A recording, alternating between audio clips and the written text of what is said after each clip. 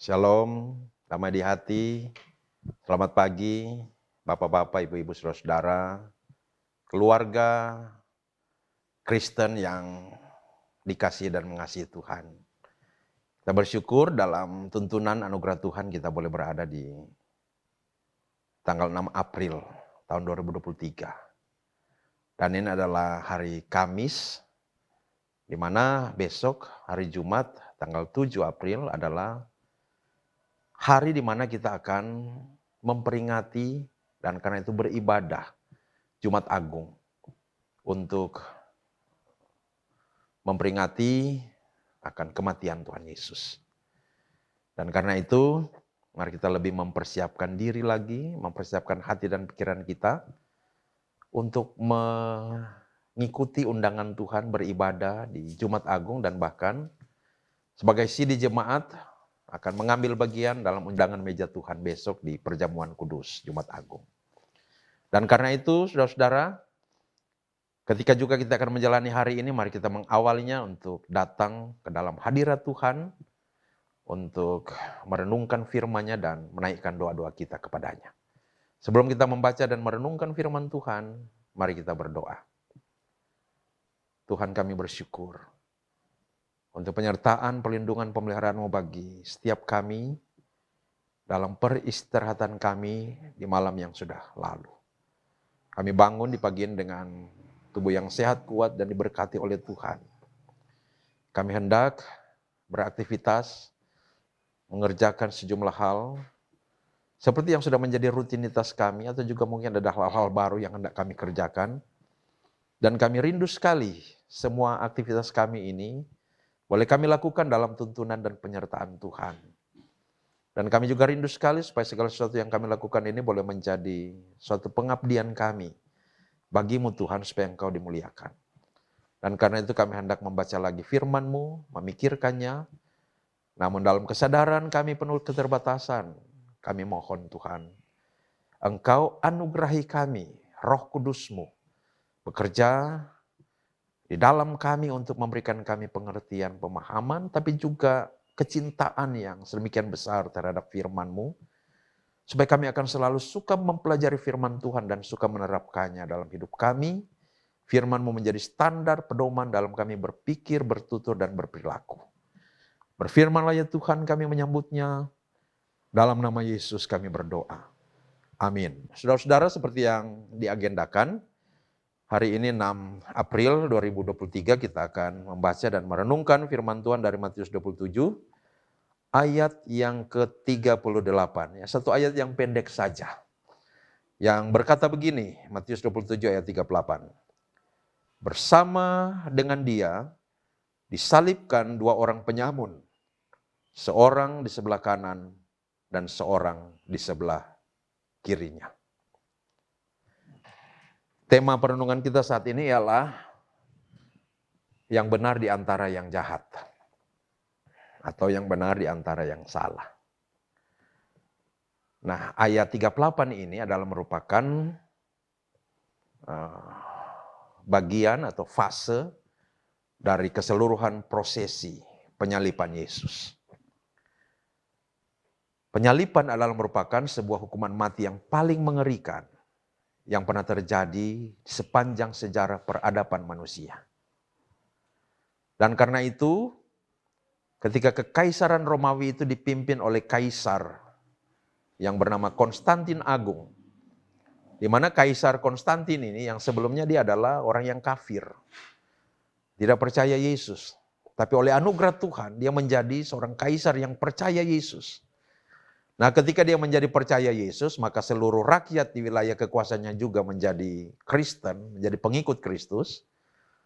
Dan dalam kesadaran spiritual, di bawah anugerah pencerahan dari Roh Kudus, Kaisar Konstantin ini dia menyaksikan bahwa penghukuman mati dengan cara penyaliban itu adalah penghukuman yang sama sekali biadab dan tidak manusiawi.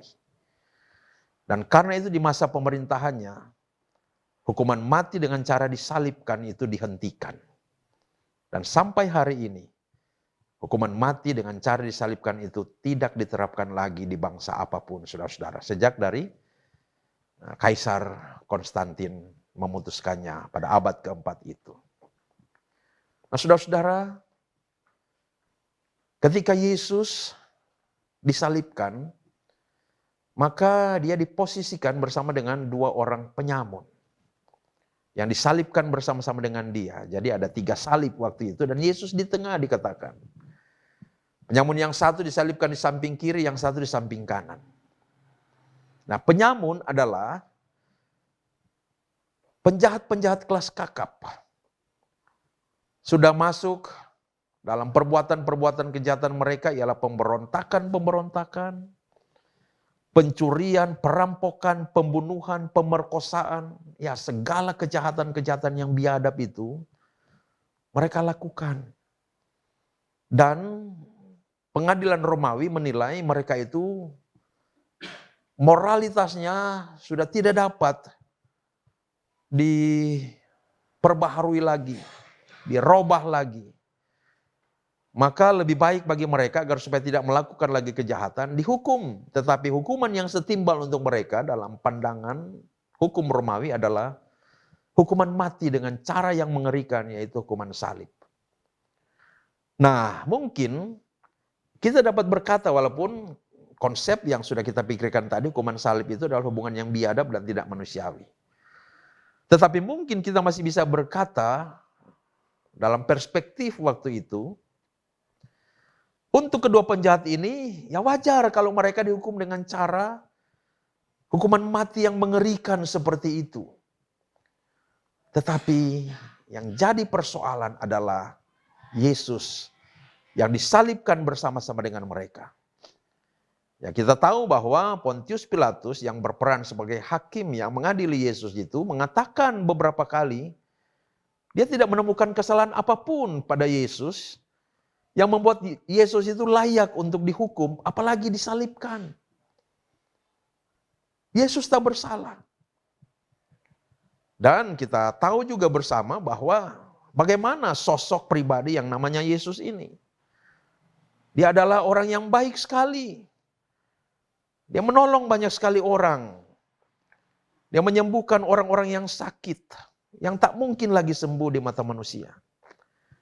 Dia menolong orang-orang yang miskin.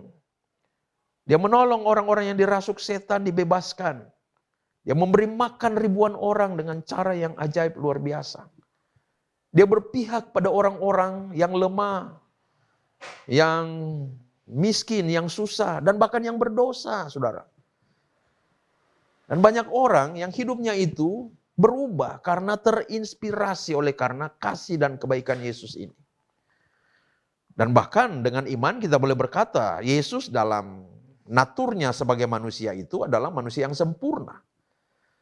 Dan tidak pernah ada manusia yang sempurna seperti dia di sepanjang sejarah dunia ini. Yang tidak ada manusia yang kebaikan-kebaikannya seperti dia. Sungguh Yesus itu sempurna dan tak ada satupun kesalahan serta kejahatan yang telah dan pernah dilakukan olehnya. Tetapi ketika Yesus itu dihukum dengan cara hukuman mati paling mengerikan, disalibkan itu dan disalib dengan 2 orang penyamun. Ini terjadi karena di sana Yesus mau menjalankan peran substitusi, peran penggantian. Ya, karena manusia yang berdosa itu harus ditebus oleh manusia yang tidak berdosa. Sama seperti konsep dalam perjanjian lama itu, dosa-dosa umat itu dapat ditebus ketika umat mempersembahkan hewan korban penghapus dosa yang terdiri dari lembu, sapi, atau domba yang tidak bercacat. Atau hewan yang sempurna, tidak boleh bercacat. Dan manusia yang dapat menjadi korban penebus dosa manusia haruslah manusia yang sempurna juga, yang tidak bercacat. Maka tidak heran Yesus yang tidak bercacat celah, yang tidak berdosa, yang tidak pernah melakukan satupun kesalahan, apalagi kejahatan, disalibkan di tempat yang bernama Golgota atau tempat tengkorak itu, saudara. Dan disalibkan bersama dengan 2 orang penyamun. Yang tidak bersalah itu disalibkan di antara yang bersalah dan yang jahat.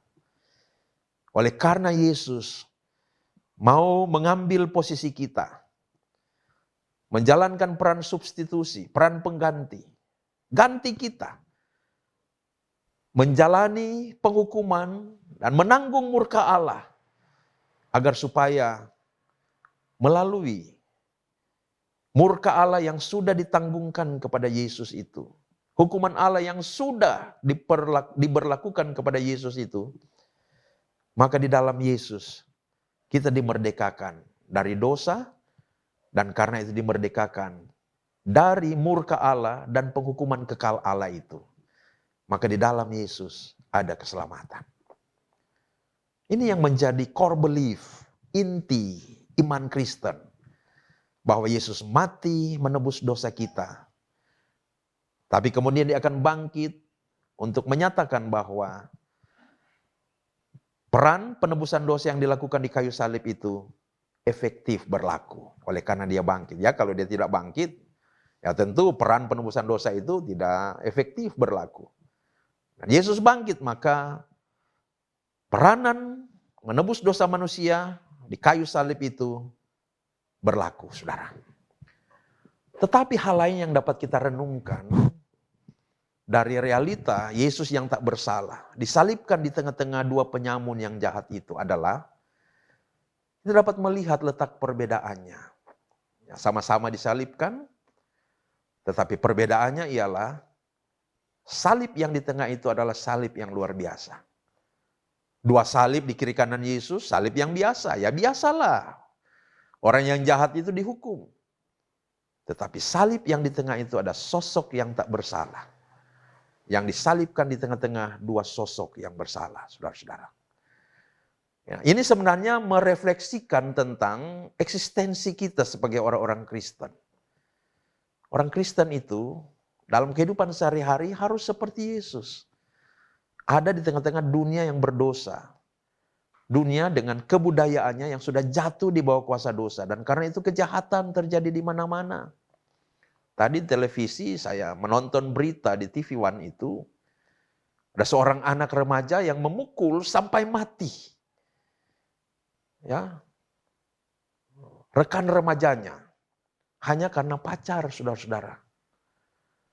Dan remaja pelaku kejahatan ini adalah anak dari seorang pejabat ternyata. Dan luar biasa. Hanya karena masalah pacar, lalu harus sampai membunuh. Dan kita tahu catatan-catatan kejahatan kriminal. Dan kita tahu bagaimana moralitas masyarakat dunia ini. Oleh karena kita hidup di hari-hari yang jahat, dan kita sedang berada di dalam kronos, dalam dunia yang sudah jatuh di bawah kuasa dosa itu, saudara-saudara. Tetapi di tengah-tengah dunia ini, kairos Allah, waktu Allah mau masuk datang. Dan ketika Allah itu datang, dia mau mengumpulkan dan menciptakan satu umat baginya. Ya, penciptaan umat itu kalau kita telusuri dari perspektif sejarah, ya mulai dari dia memanggil Abraham, Israel itu jadi satu bangsa umat Allah, terus menerus sampai pada lahirnya gereja di hari Pentakosta itu, saudara-saudara.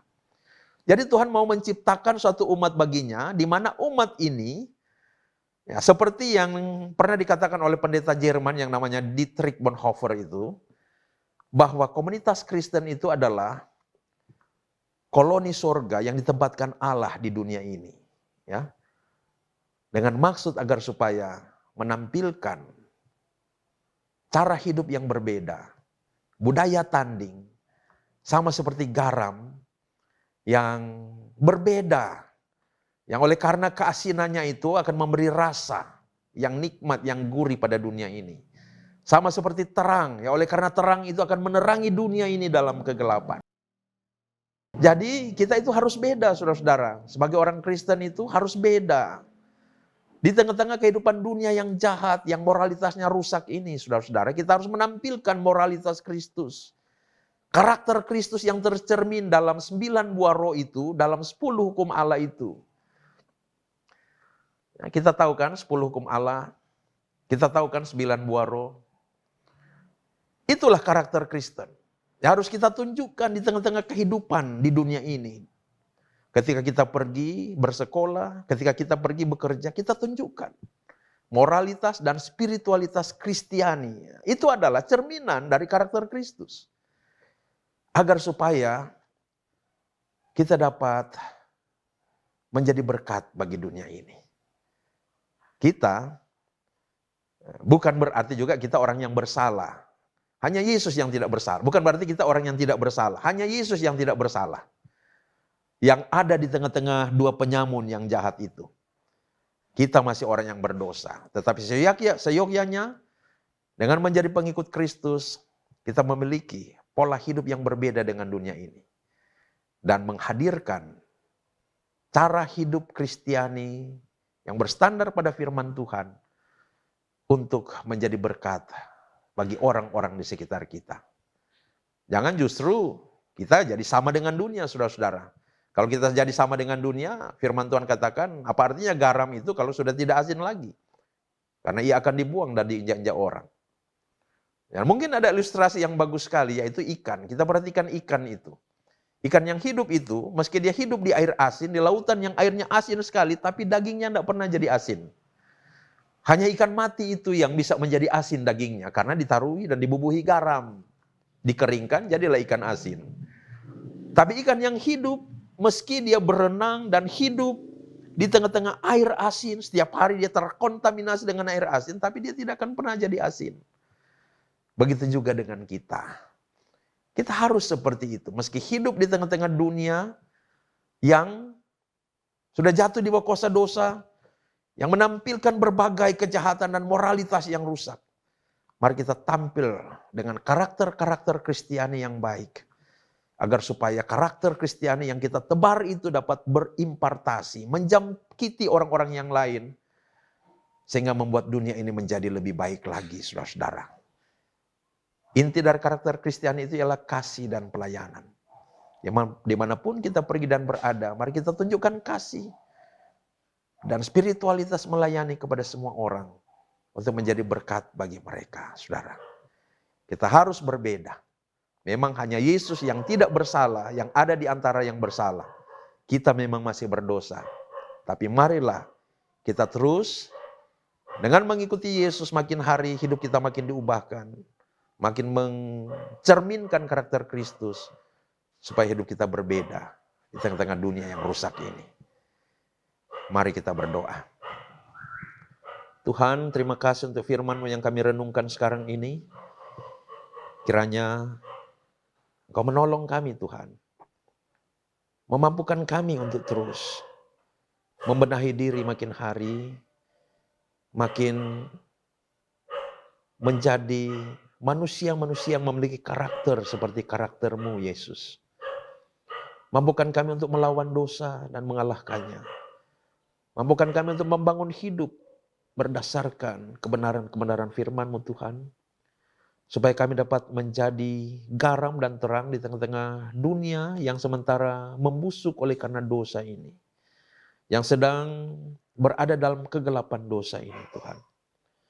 Kami berdoa kiranya kami tidak akan pernah menjadi sama dengan dunia ini. Akan tetapi justru kami makin hari makin berbeda, tetapi makin menjadi berkat bagi dunia. Terima kasih Tuhan. Berkatilah segala aktivitas kami di sepanjang hari ini. Para siswa yang hendak belajar diberkati Tuhan. Atau mungkin yang sudah mulai libur, kiranya Tuhan Engkau berkati agar supaya anak-anak-Mu ini mempersiapkan diri di masa libur ini untuk besok beribadah di Jumat Agung. Tetapi untuk siswa-siswa yang mempersiapkan diri di mana siswa-siswa SMP itu hari Selasa nanti akan ujian sekolah. Tuhan mampukan mereka untuk mempersiapkan diri mereka menghadapi ujian sekolah ini. Ujian akhir sekolah. Supaya mereka boleh sukses, berhasil menamatkan studi mereka di bangku SLTP atau sekolah menengah pertama, Tuhan. Kami yang masih harus bekerja di hari ini, kiranya Tuhan tuntun pimpin supaya kami bekerja menurut kehendak Tuhan dan boleh menjadi berkat di tempat kami bekerja. tapi juga anugerahkan keberhasilan, kesuksesan. Kiranya kami boleh menerima hasil-hasil yang kami rindu-rindukan lewat setiap kerja yang kami geluti. Tuhan, lindungilah kami semua, keluarga demi keluarga di sepanjang hari ini. Jauhkan dari segala macam mara bahaya, malapetaka, kecelakaan, sakit, penyakit, dan dari segala yang jahat. Jauhkan dari kesialan, jauhkan dari kemalangan. Tuhan, berkatilah kalau ada yang sedang dalam pergumulan, yang sakit, baik di rumah ataupun di rumah sakit. Kami memohon Tuhan jamah. Tangan-Mu yang berlubang paku penuh kuasa dan mujizat itu sanggup memberi kesembuhan. Letakkan di tubuh mereka dan alirkanlah kuasa kesembuhan yang ajaib itu dalam tubuh mereka. Enyahkan setiap sakit penyakit, pulihkan organ-organ tubuh yang mengalami gangguan agar supaya dapat menjadi beres dan berfungsi kembali dengan sehat. Kami minta dalam nama Tuhan Yesus kesembuhan dari surga terjadi atas mereka yang sakit. Yang sedang mengalami pergumulan apapun itu, rumah tangga, pergumulan dalam pekerjaan, dalam usaha, pergumulan dalam hubungan, semua persoalan kami bawa kepadamu Tuhan, memohon kiranya Engkau beri jalan keluar.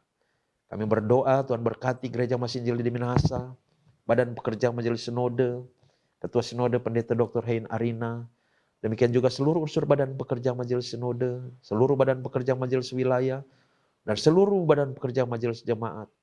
Kiranya diberkati Tuhan. Berkatilah jemaat Kemim Bukit Muria Kalabaru, kolom 1 sampai kolom 29. Kiranya senantiasa hidup memuliakan Tuhan dan hidup dalam pemeliharaan Tuhan yang senantiasa membawa keberkatan. Kami berdoa, semua program-program pelayanan, kegiatan-kegiatan termasuk pembangunan Wale Bumotik Tuhan berkati berjalan dengan lancar. Yang berhak ulang tahun, Tuhan sambut syukur-syukur mereka dan tuntun mereka di usia-usia yang baru. Rumah-rumah tangga yang berhak ulang tahun pernikahan, Tuhan berkati syukur mereka dan senantiasa menggenggam komitmen-komitmen perkawinan mereka. Cinta kasih suami istri kiranya terpelihara langgeng dan kehidupan setiap rumah tangga senantiasa ada dalam sukacita dan damai sejahtera diabdikan bagi hormat dan kemuliaan nama Tuhan.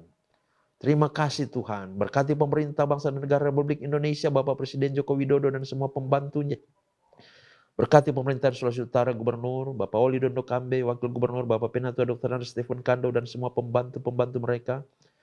Wali Kota Manado, Bapak Andre Ango, bersama Wakil Wali Kota, Bapak Penatua Dr. Richard Suwalang, dan semua pembantu-pembantu mereka.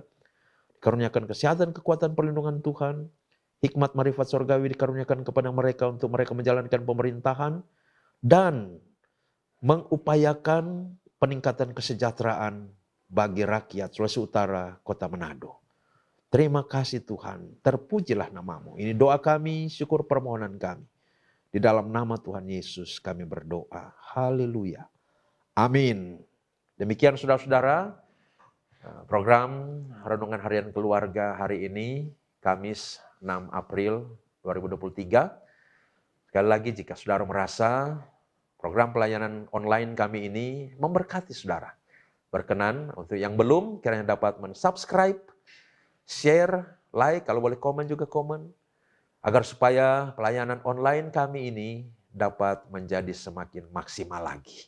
Terima kasih, sampai jumpa pada edisi yang akan datang. Tuhan berkati kita semua, shalom, damai di hati. Amin.